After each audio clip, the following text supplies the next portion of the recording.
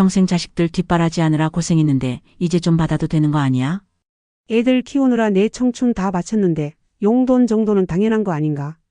여러분도 이런 생각 해보신 적 있으시죠? 맞습니다. 정말 당연한 마음이십니다. 밤잠 못 자가며 아픈 아이 간병하고 학비 마련하려고 온갖 일 다 해보시고 자신은 낡은 옷 입고 다니면서도 아이들 좋은 것만 사주신 분들이잖아요.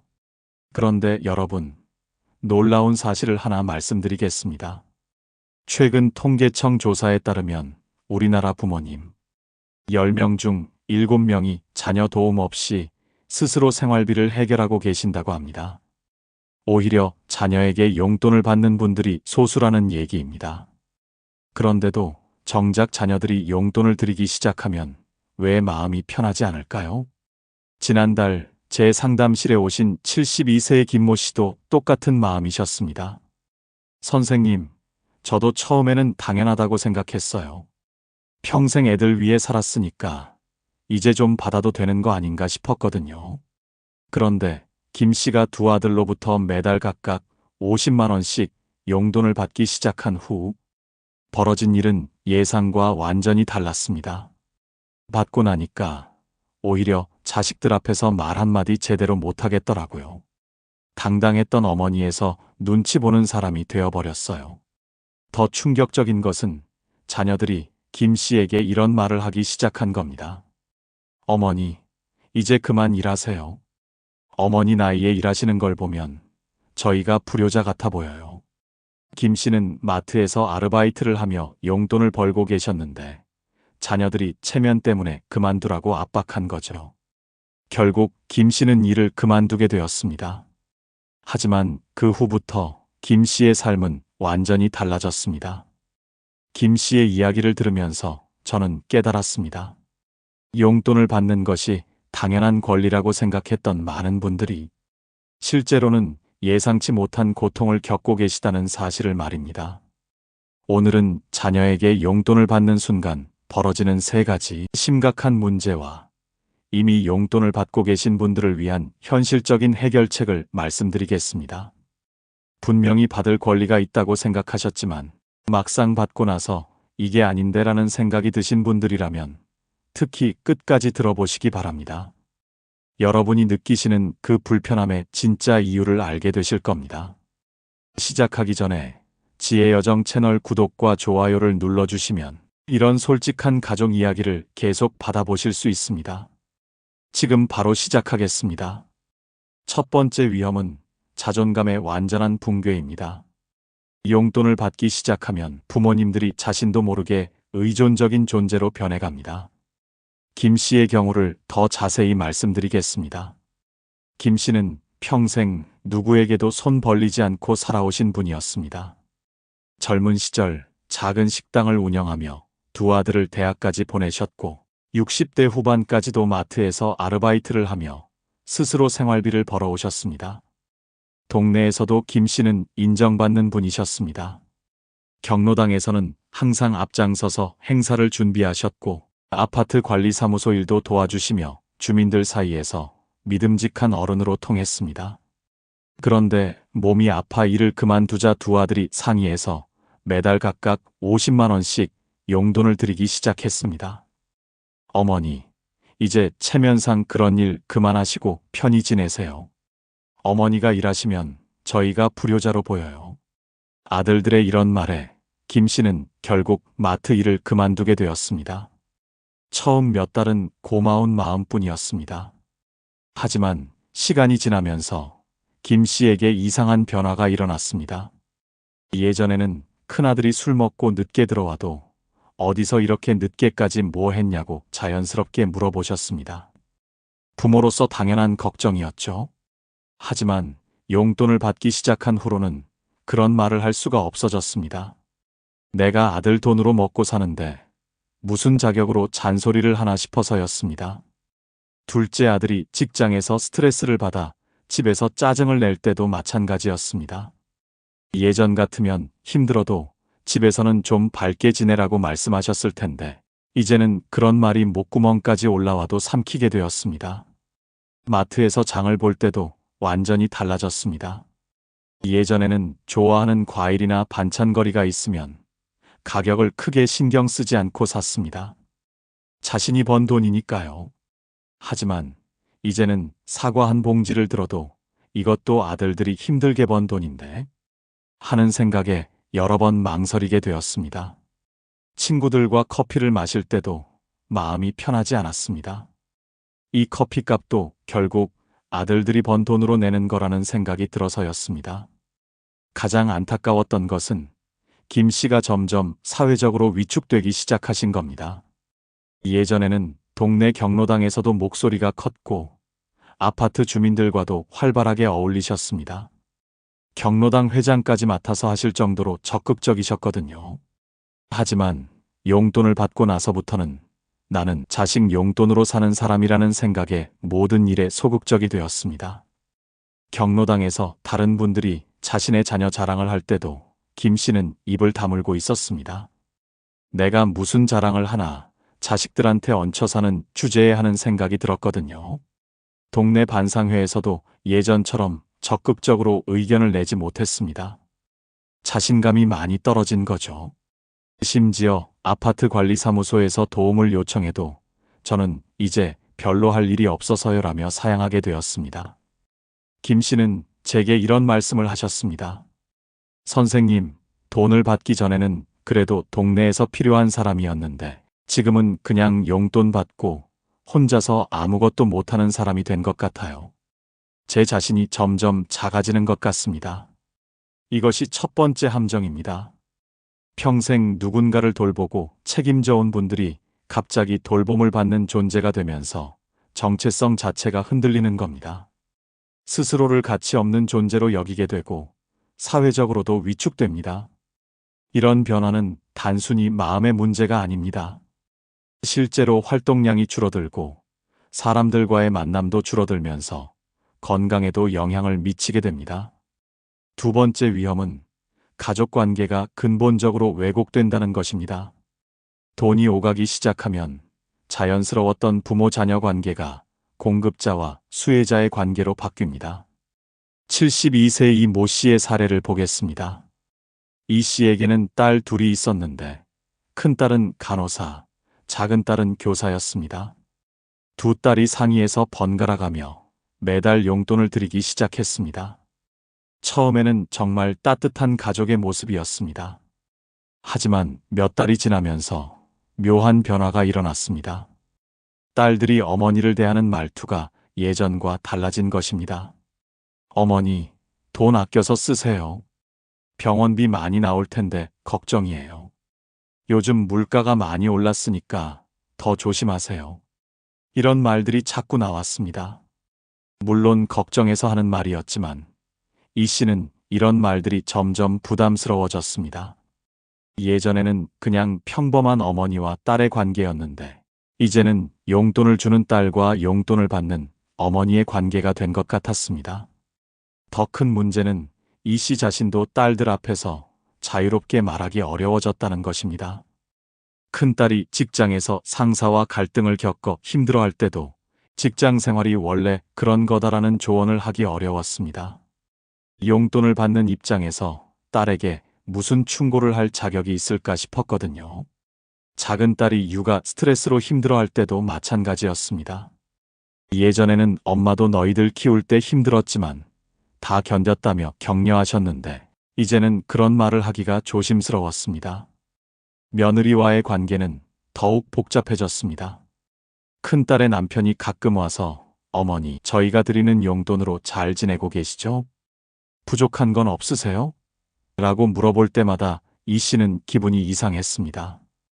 겉으로는 걱정하는 말이었지만 마치 자신이 사위에게 신세를 지고 있다는 느낌이 들었습니다. 작은 딸의 남편도 비슷했습니다. 장모님, 요즘 병원은 자주 가세요? 건강이 제일 중요하니까 돈 걱정 말고 아프면 바로 병원 가세요. 이런 말을 들을 때마다 이 씨는 내가 사위들에게 부담이 되고 있구나 하는 생각이 들었습니다. 가장 속상했던 것은 손자녀들과의 관계까지 변한 것이었습니다. 예전에는 손자가 와서 용돈을 달라고 하면 기분 좋게 줬는데 이제는 이것도 너희 엄마 아빠가 번 돈인데라는 생각이 들어 망설여졌습니다. 손자녀들도 자연스럽게 외할머니는 우리 엄마한테 용돈 받아서 써라고 말하는 것을 들었을 때 이 씨는 마음이 무너졌습니다. 이렇게 돈이 오가면서 자연스럽고 편안했던 가족관계가 조심스럽고 부담스러운 관계로 바뀌었습니다. 부모는 더 이상 당당한 어른이 아니라 돌봐야 할 대상이 되고 자녀들도 부모를 편하게 대하기보다는 관리해야 할 존재로 보게 됩니다. 이 씨는 제게 이런 말씀을 하셨습니다. 선생님, 용돈을 받기 전에는 딸들이 저를 찾아와서 고민도 털어놓고 투정도 부렸어요. 그런데 지금은 와서 제 안부만 묻고 가요. 마치 업무 보고하듯이요. 세 번째이자 가장 심각한 위험은 자녀들을 경제적 파탄으로 몰고 갈 수 있다는 것입니다. 이것이 정말 무서운 함정입니다. 대부분의 부모님들은 자녀들의 실제 경제 상황을 정확히 모르고 계십니다. 제가 작년에 상담한 충격적인 사례를 말씀드리겠습니다. 73세방 모 씨라는 어머니가 계셨습니다. 박 씨에게는 세 자녀가 있었는데 큰아들은 작은 회사를 운영하고 있었고 둘째 딸은 공무원, 셋째 아들은 대기업에 다니고 있었습니다. 세 자녀가 상의해서 어머니께 매달 총 120만 원의 용돈을 드리기로 했습니다. 큰아들이 50만 원, 둘째 딸이 30만 원, 셋째 아들이 40만 원씩 부담하기로 한 거죠. 박 씨는 자녀들이 모두 잘 살고 있다고 생각하셨습니다. 매달 성실하게 용돈을 갖다 주니까 경제적으로 여유롭다고 생각하신 거죠. 실제로 박 씨는 주변 사람들에게 자녀 자랑을 하기도 했습니다. 우리 애들이 효자 효녀라 매달 용돈을 꼬박꼬박 갖다 줘요. 하지만 실제 상황은 참혹했습니다. 큰아들의 회사는 코로나 여파로 매출이 급감했고 직원들 월급도 밀리는 상황이었습니다. 그런데도 큰아들은 어머니께 그런 사실을 말씀드리지 않았습니다. 어머니가 걱정하실까 봐서였습니다. 대신 개인 신용대출을 받아가며 어머니 용돈을 마련했습니다. 이자가 높다는 걸 알면서도 다른 방법이 없었습니다. 둘째 딸의 상황도 마찬가지였습니다.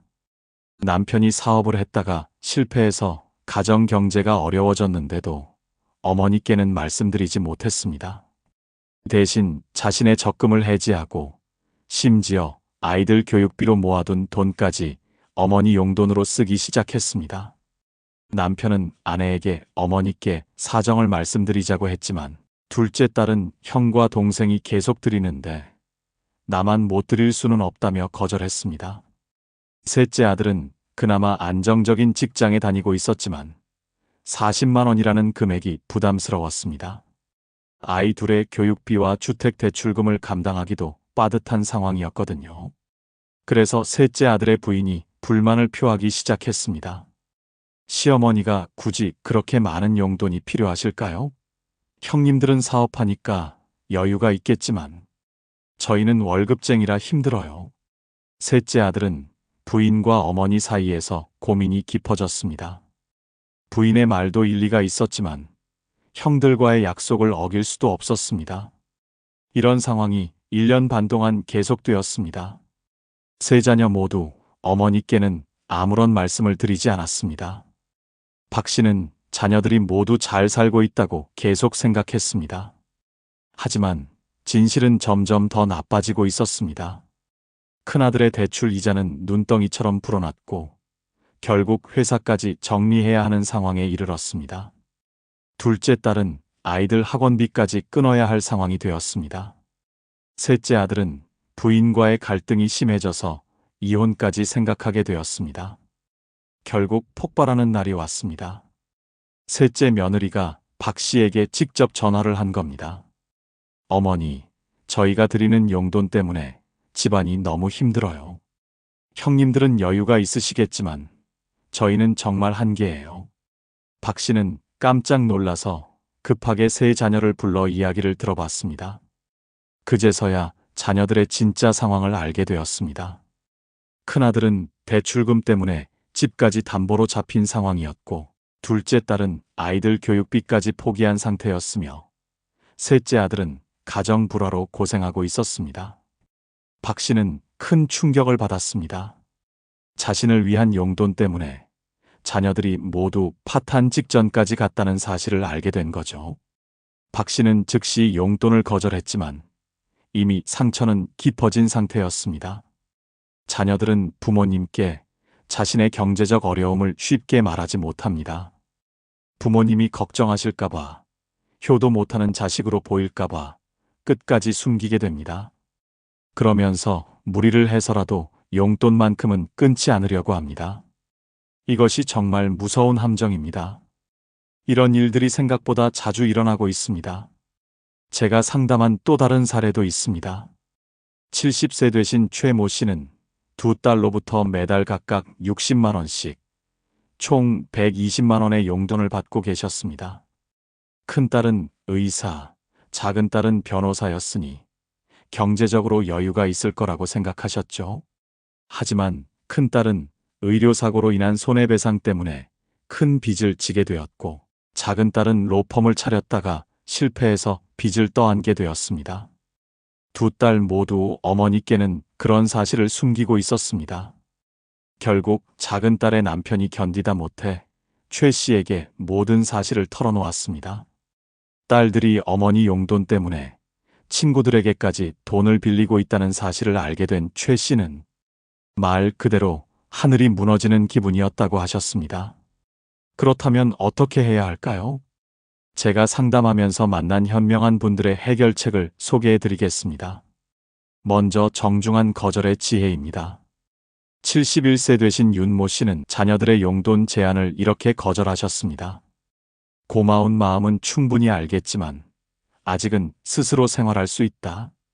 대신 가끔 안부 전화해주고 명절 때 얼굴 보러 와주는 것만으로도 충분하다. 그리고 정말 도움이 필요할 때는 부탁드리겠다고 약속하셨습니다. 자녀들은 처음에는 아쉬워했지만 아버지의 의지를 존중하기로 했습니다. 대신 다른 방법으로 효도하기로 마음먹었습니다. 큰아들은 한 달에 2번씩 아버지와 함께 등산을 가기 시작했습니다. 딸은 일주일에 1번씩 아버지 댁에 가서 청소를 도와드리고 밑반찬을 해드렸습니다. 둘째 아들은 매일 저녁 안부 전화를 드렸습니다. 윤 씨는 이런 변화가 훨씬 좋다고 말씀하셨습니다. 용돈을 받을 때와는 완전히 다른 느낌이야. 자녀들과의 관계가 더 자연스러워졌고 부담 없이 편하게 만날 수 있게 되었어. 또 다른 방법은 돈 대신 시간을 나누는 것입니다. 68세 되신 조모 씨는 딸들에게 이렇게 제안하셨습니다. 돈보다는 함께하는 시간이 더 소중하다. 1년에 4번 정도 가족 여행을 가는 것이 어떨까? 딸들도 그 제안을 좋아했습니다. 그래서 조 씨 가족은 계절마다 1박 2일 여행을 갑니다. 봄에는 벚꽃 구경, 여름에는 바다, 가을에는 단풍, 겨울에는 온천 여행을 하죠. 여행비는 딸들이 부담하지만 조 씨도 용돈이나 간식비는 내십니다. 그래야 서로 부담 없이 함께 즐길 수 있다고 생각하시거든요. 조 씨는 이런 방식이 훨씬 만족스럽다고 말씀하십니다.